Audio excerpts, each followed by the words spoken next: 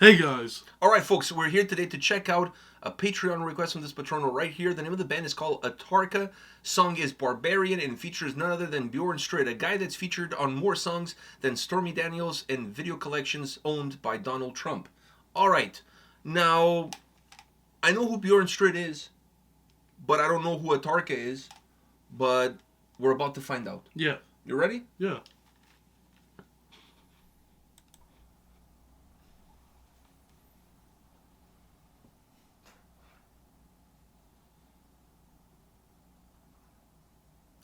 Speaking of video collections, I used to label my pornos with action movie. There definitely was a lot of action. Hey, it was my way of... Wow, I was not expecting this.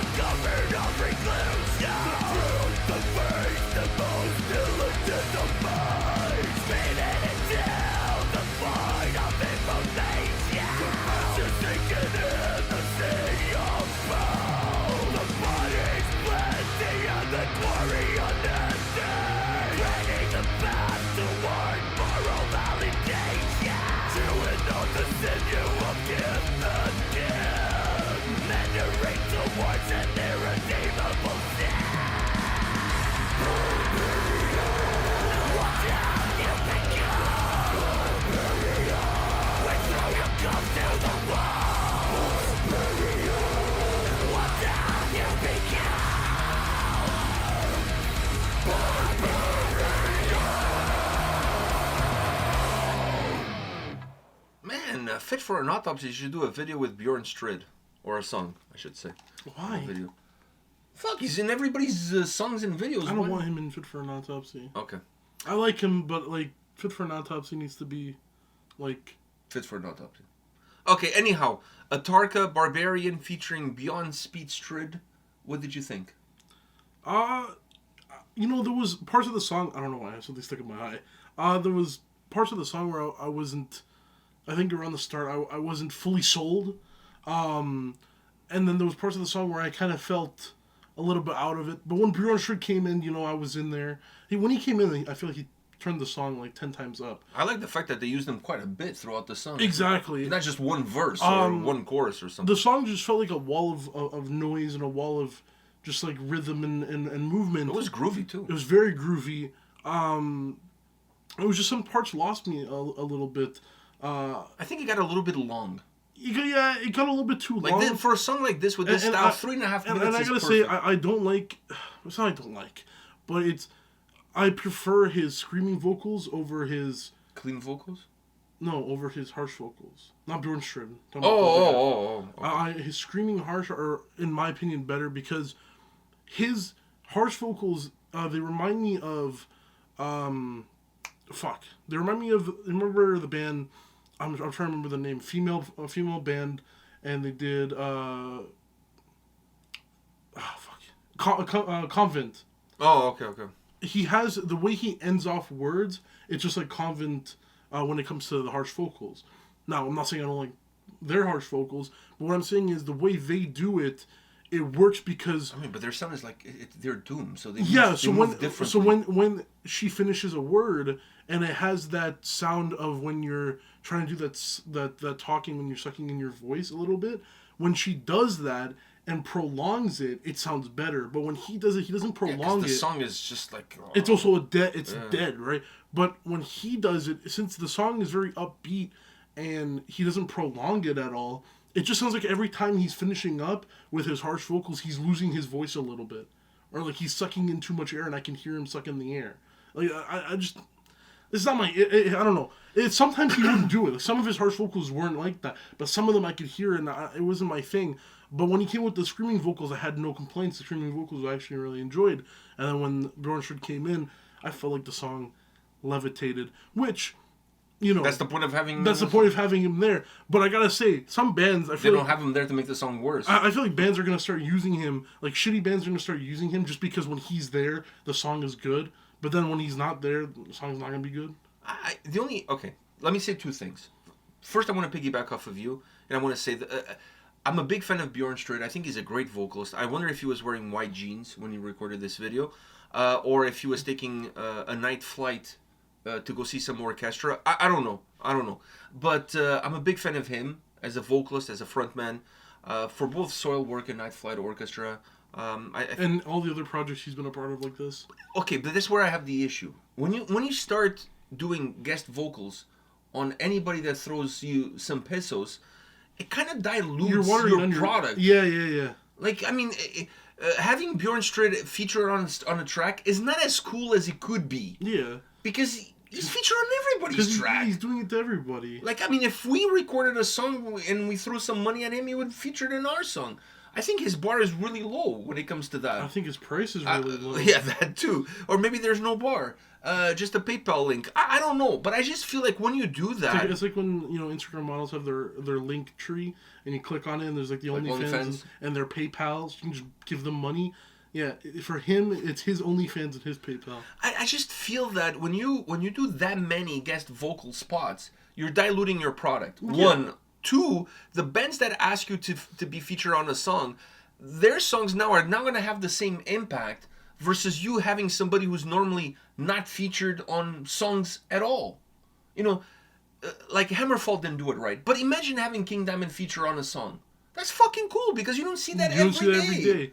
Or Rob Halford on a song, or Bruce Dickinson on a song, or James Hetfield on a song, or Chuck Liddell on their Nanowar song. I just feel that when you're getting a guest vocalist to do something on a track with you, having somebody who normally doesn't do guest vocals adds so much more flair. It adds flair to the song. It adds flair to the release. It creates more hype because you You don't see it very often. Well, it's also But if you're constantly doing, he's featured on another song.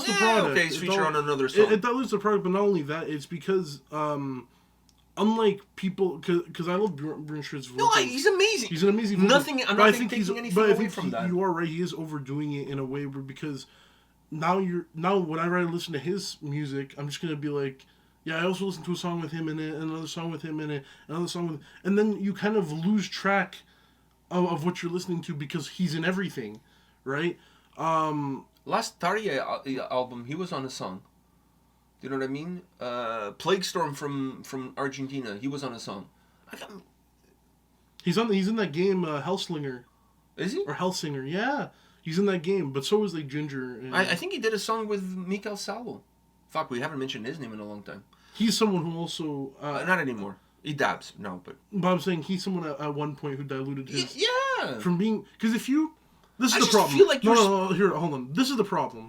This is the problem with a lot of people, okay. right? Make it generic. I'm going to make it very generic. This is the problem with a lot of people. When you either are featured in a lot of songs or you're in a lot of bands or whatever, and the bands are not so different from what you're doing with previous bands, or the songs you're in are also not so different from your own bands, it dilutes your product. Especially if your vocals don't change at all. If you're someone with a very distinct vocal approach that it can only be attributed to your band, and then you're only in a couple songs here and there of other bands, but when you're in those songs, be super selective. It's a very big thing because you're such a completely different vocal approach from anyone they could have gotten. I'm gonna say Chuck Liddell.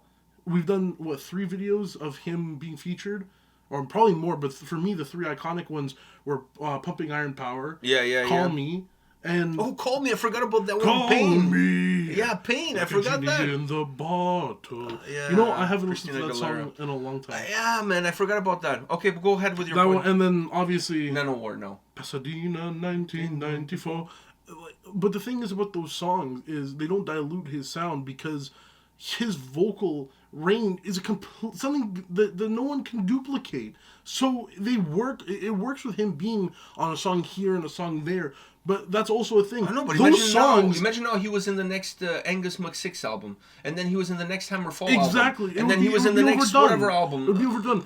I think if you're a person who likes to be a part of other people's music, because you want to help out with your name and everything. I think it's more financially than anything else. I think just to not dilute yourself, I don't know, two songs that aren't yours. Just charge more. A year and charge more.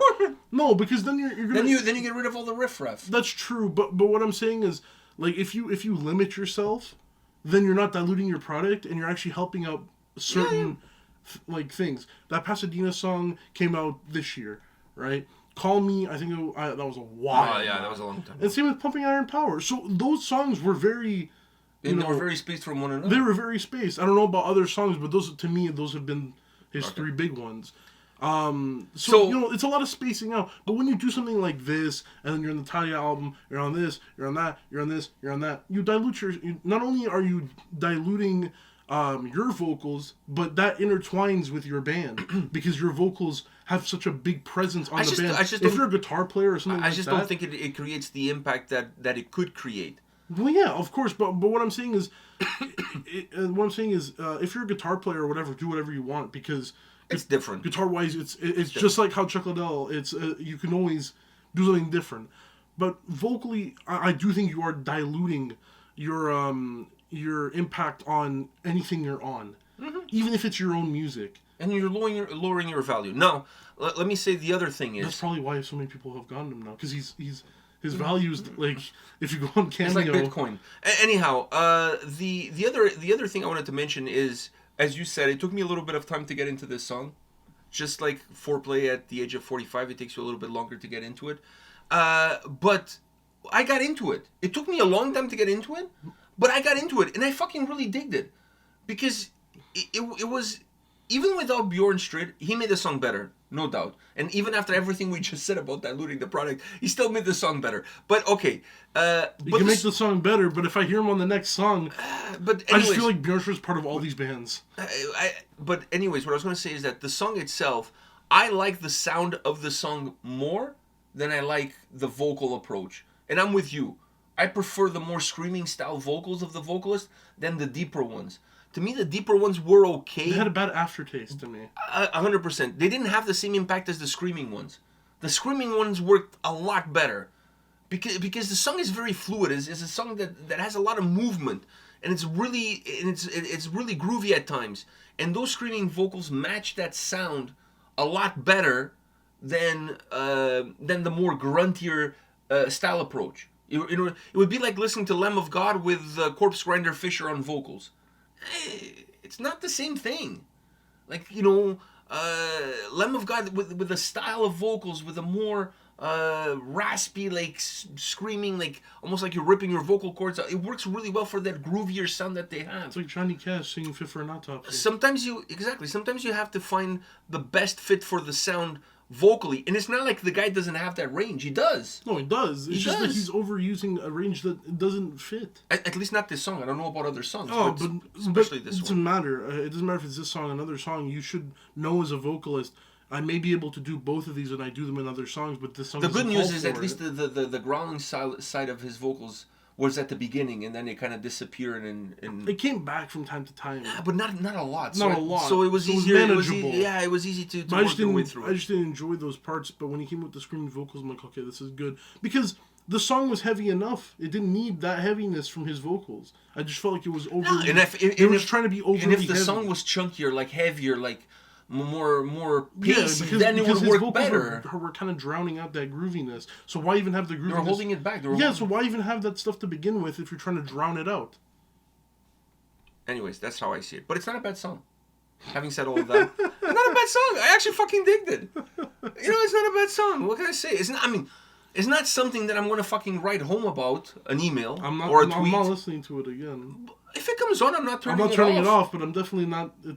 I'm not going to go look for it either. I'm also not going to give it a reason to turn on. Dude, it's a song. It's another song that Bjorn's part of. It's a song. It falls under that category of bands that I don't know that Bjorn happens to stumble upon. Then we do the song. I like it because he's there, but it's like it never goes farther from that. It's almost like going on a first date. You enjoy the first date, but you notice she's kind of racist, so it never goes farther from that. I was going to say you go on a first date, but it's at night. And you think you went really well, and then the next morning you wake up and you're like, "Fuck this! I'm out of here." I mean, that probably would have been better than. Yeah, I think that would have been a better analogy. But anyhow, we get the point. On that note, guys, thank you for watching. We'll be back tomorrow with more videos. See ya.